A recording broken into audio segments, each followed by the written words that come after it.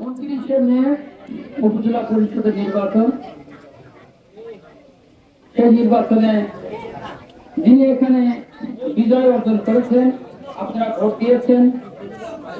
শুধু মালঞ্চ ইউনিয়ন নয়, সদর উপজেলার এবং পৌরসভা সবাই ভোট দিয়েছেন সোহেল শাহীন ভাইকে, যার কারণে আজকে উনি উপজেলা পরিষদের চেয়ারম্যান।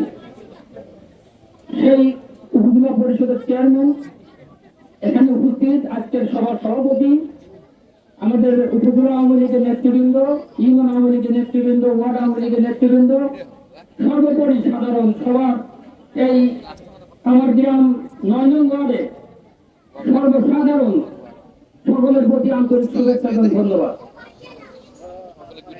আপনারা জানেন এবার যে নির্বাচন হয়েছে, এই নির্বাচনটা মূলত আওয়ামী লীগের নির্বাচন। এখানে কিন্তু আমাদের যিনারাই প্রার্থী ছিলেন পাঁচজনই আওয়ামী লীগ, জিতেছেন আওয়ামী লীগ, হেরেও গেছেন আওয়ামী লীগ। অতএব এখন কিন্তু আমাদের কাজ কি? আমাদের দলকে সুসংগঠন করা, সুসংগঠিত করা। এখানে সবাই আমরা আওয়ামী লীগ, কেউ সোহেল শাহীন ভাইয়ের পক্ষে নির্বাচন করেছেন, কেউ বা শাহীন ভাইয়ের বিপক্ষেও নির্বাচন করেছেন।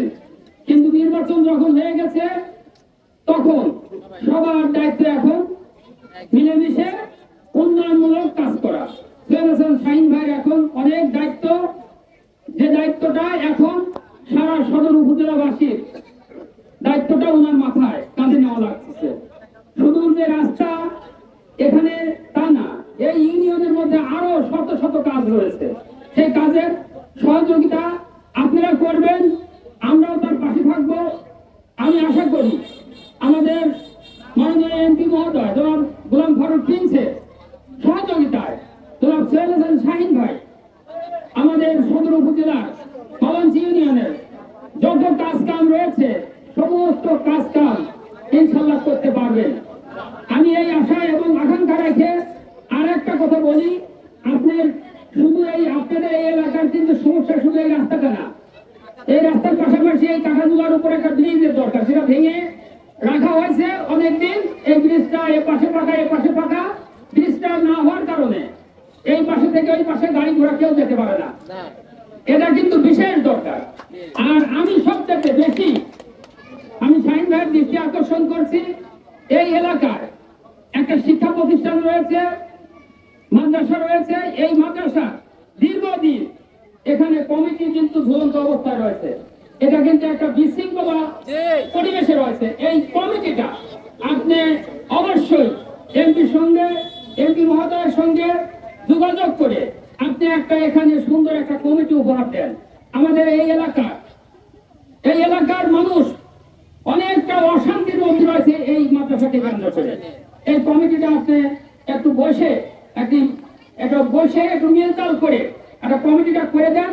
এখানকার শিক্ষক, এখানকার অভিভাবক মন্ডলী যারা আছে, তারা অন্তত এই প্রতিষ্ঠানটা নিয়ে মানে ভালো শিক্ষার পরিবেশ যেন তৈরি করতে পারে। এখানে দ্বিধাদ্বন্দ্ব চলছে অনেকদিন ধরে, আমি জানি। আপনি এই কাজটা অবশ্যই আপনি একটু নিজ দায়িত্বে আপনি এই কাজটা করে দেবেন। আর এখানে যত নেতৃবৃন্দ রয়েছেন, আমি বলবো আমরা যারাই যেদিকেই নির্বাচন করি না কেন, এখানে সবাই কিন্তু একজনের পক্ষে নির্বাচন করেন নাই। এখানে আমাদের 5 জন প্রার্থী ছিল, 5 জনেরই নির্বাচন করার লোক এখানে ছিলেন। অতএব এখন ওই দ্বিধাদ্বন্দ্ব ভুলে গিয়ে আমাদের উন্নয়নের স্বার্থে, দেশ গড়ার লক্ষ্যে আমাদের সবাইকে ঐক্যবদ্ধ হয়ে জননেত্রী শেখ হাসিনার হাতকে শক্তিশালী করার জন্য আমাদের যা যা করার দরকার আমাদের তাই করতে হবে। আপনারা সবাই ঐক্যবদ্ধ থাকেন, আপনাদের পাশে আমরা ইনশাল্লাহ আছি। জয় বাংলা।